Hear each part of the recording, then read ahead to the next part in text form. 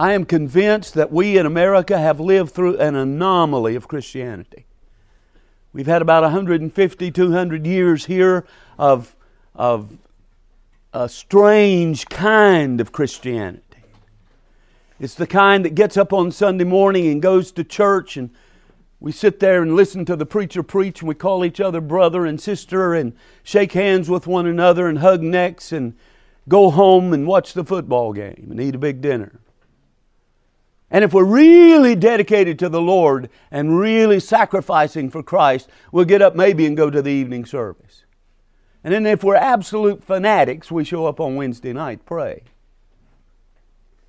And then the rest of the week, nothing in our life relates to what happened down at the church house.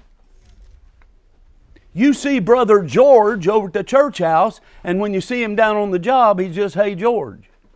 But he's Brother George over at the church house. We have lived through that age, but I'm telling you, we're coming out of that age. We're coming out of that age in the world, and we're coming out of that age in America. And things are changing more quickly than you can imagine. Jeremiah, I think it was, asked some people. He said, if you're having trouble when the streams are low, what are you going to do when the Jordan floods? What are you going to do when the horsemen come?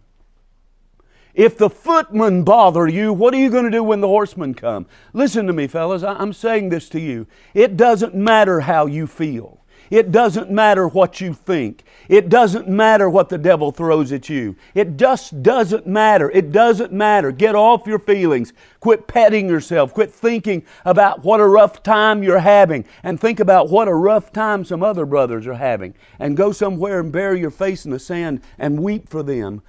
I'll tell you something.